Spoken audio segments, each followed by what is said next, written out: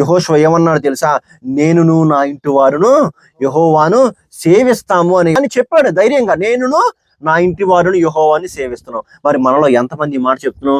నేనును నా ఇంటి వారును యెహోవాను సేవిస్తున్నాం ఎంతమంది చెప్తున్నాను చెప్పండి? చెప్పట్లా. నేనును నా ఇంటి వారును యెహోవాను సేవిస్తున్నాను అంటే నేనంటే ఏంటి? నేను, నా భార్య, నా పిల్లలు, నా కుటుంబం అంతా ఎవరిని ఆరాధిస్తున్నాం? యేసుక్రీస్తుని మనం ఆరాధిస్తున్నాము. ఆ మాట చెప్పటానికి మనం చెప్పలేకపోతున్నాం తెలుసా? మనం చెప్పలేకపోతున్నాం. కానీ యెహోషువ నేనును నా ఇంటి వారిని అందరిని యెహోవాను సేవిస్తున్నామని చెప్పి ఎప్పుడైతే చెప్పున్నాడో ఆ మాట, దేవుడు ఏం చెప్పాడు తెలుసా?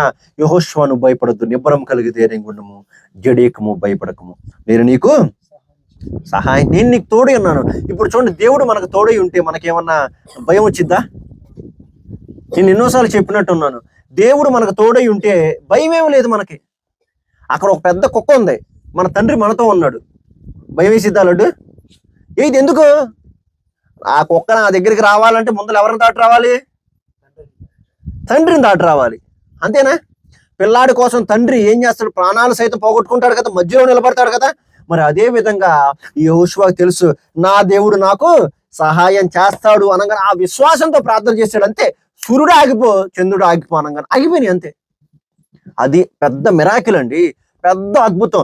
దేవుడు తన ప్రజల కోసం, తన ప్రజలు ప్రార్థన చేసినప్పుడు, తనకిష్టమైన వారు ప్రార్థన చేసినప్పుడు దేవుడు సృష్టిని సైతం ఆపే శక్తి కలిగిన వాడు. అది కేవలం సృష్టికర్తకు మాత్రమే సాధ్యము, ఇంకా ఎవరికీ సాధ్యం కాదు. సృష్టించిన వాడు మాత్రమే ఈ సృష్టిని అదుపులో పెట్టుకోగలిగిన వాడు.